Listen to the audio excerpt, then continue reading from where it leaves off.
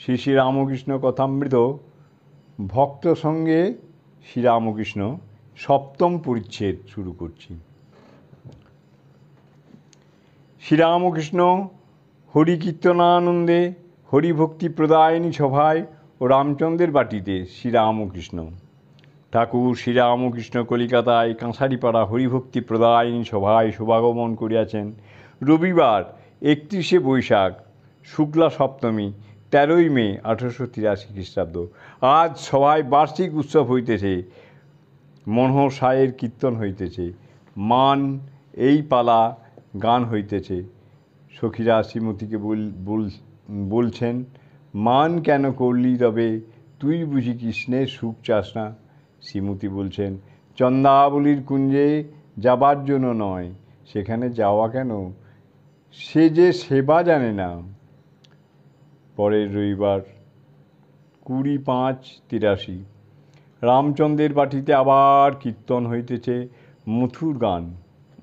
মাথুর গান ঠাকুর আসিয়াছেন। বৈশাখ শুক্ল চতুর্দশী 7ই জ্যৈষ্ঠ। মাথুর গান হইতেছে। শ্রীমতী কৃষ্ণের বিরহে অনেক কথা বলিতেছেন। বালিকা অবস্থা থেকেই শ্যামকে দেখতে ভালোবাসতাম। সখী নখের ছন্দ দিন গুণিতে ক্ষয় হয়ে গেছে। দেখো, তিনি যে মালা দিয়েছেন সে মালা শুকায় গিয়েছে, তবু ফেলি নাই। কৃষ্ণচন্দ্রের উদয় কোথা হলো? সে চন্দ্র মান রাহুর ভয়ে বুঝি চলে গেল।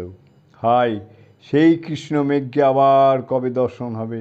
আর কি দেখা হবে? বধূ, প্রাণ ভরে তোমার কখনো দেখিতে পাই নাই।